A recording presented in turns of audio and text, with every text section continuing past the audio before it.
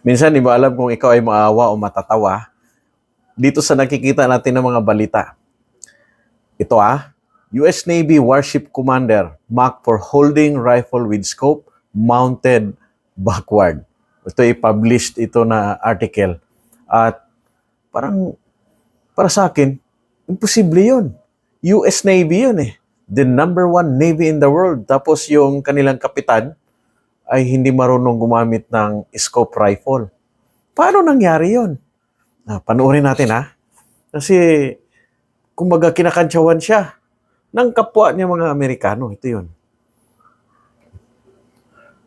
Ito pala yun. So the commander of the US Navy warship, no? is apparently not so sharpshooter. Siya yung sa USS John S. McCain. Ito yun. At ito na siya. Yun. Ano ba naman kasing ginawa ni Navy Captain dito? Panoorin natin. Ano ba yan? Ang gamit niya ay M4 carbine rifle na mayroong scope. Sabihin natin, DMR.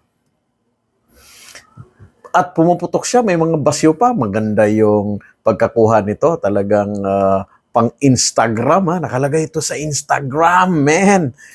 Yun. Kaya, maraming nakapanood. At sa mga comment section, siyempre, sa US, mahilig sila mag-assemble ng mga baril, di ba? Yung gun culture sa US, matindi, ginagaya din natin.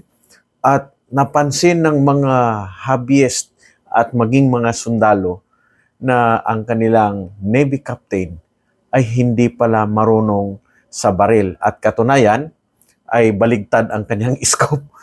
Paano nangyari yun? Parang imposible yun. Sino ba dapat ang may kasalanan unang-una dito?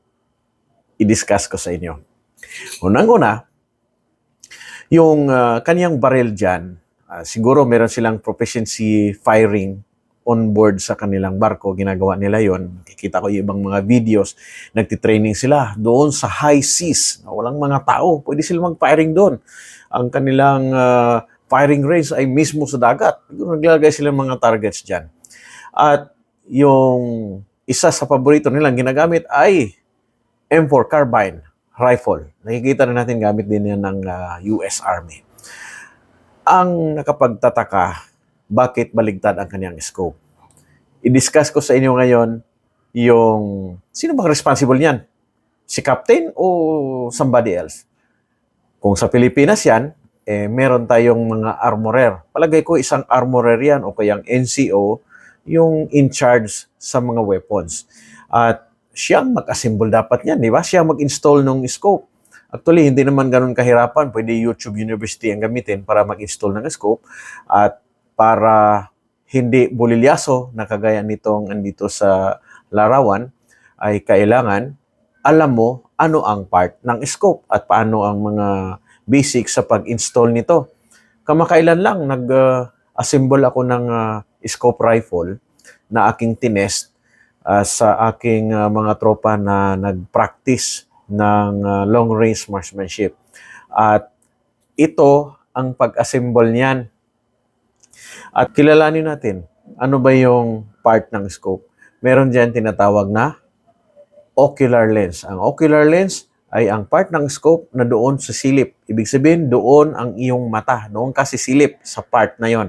Sa kabilang side, sa opposite, ando naman yung tinatawag na objective lens.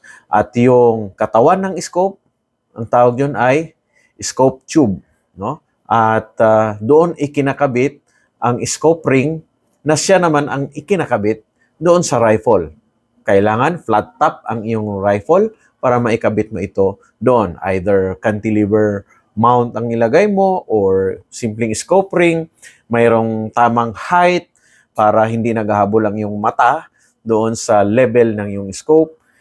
At diyaran, meron akong kaparehas niyan. Andito sa videos, nag-firing ako at hindi baligtad ang sa akin.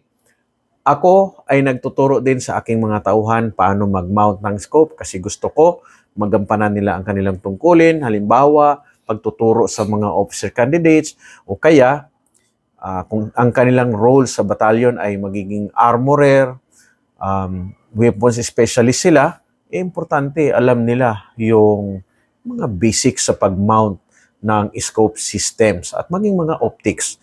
At naintindihan ko na ito si Captain ay hindi naman talaga siya shooter. Ang unang-unang may kasalanan bakit nabaligtad yan ay ang mismo niyang armorer o yung tao na in charge sa pag-install. Hindi naman gawain ng Navy Captain yan eh. Yeah, mas higher responsibilities ang inaalala niyan. Ngunit, bilang opisyal, ika pa nga, be technically and tactically proficient. Ang ibig sabihin, simpleng pagkilala sa scope, nasaan ang ocular lens, objective lens, saan ang focus ring, parallax adjustment, elevation knob, yung windage knob, medyo kilalanin natin yun, alamin natin yun. At magiging aral ito para sa mga officers, lalo na sa Philippine Army, dahil ang ating mga weapon system ngayon, marami nang mayroong mga optics, marami nang may scope, at saka may mga tropa tayo, namimili lang doon sa Viramol, kung saan saang sulok, yung pala ay gamit lang para sa airsoft games, o kaya sa mga laruan lang pala, yung mga pinaglalagay nila, tag 5,000 lang, tag 4,000, tag 3,000, inuuna ang porma, hindi naman nakakatama. So bilang opisyal, alam din natin ano yung scope, alin ang mga pupwede na scope for our operations, at paano i-install to. Maya-maya, tao mo mismo, kasabay mo, nag-escort sa'yo, mayroon siyang optics, baligtad naman pala yung optics niya. No, di nakakatawa tayo, nakikita sa mga pictures, naging mockery tayo around the world kasi ngayon, in the age of social media, ilang segundo lang, ando na kaagad sa buong mundo na ikot na ng mga tao, na panood na ng mga tao sa buong mundo yung kapalpakan mo. Pero ito si Navy Captain, ulitin ko, hindi niya kasalanan bakit nabaligtad. Ngunit meron siyang shared responsibility bilang commander na kabisado din niya. Dahil isa yan sa leadership principle. Be technically and tactically proficient. Meron ba kayo napulot dito? Gusto niyo bang mapahiya din kayo pagdating ng araw? Kayo ay 1-star general, 2-star general, tapos baligtad ang dinidemon mo na scope at ipinost ng public affairs officer mo. Anyway, ilagay naman sa comment section ano ang inyong mga aral na nakuha mula sa video na to. Maraming salamat. At huwag kalimutang i-subscribe ang aking channel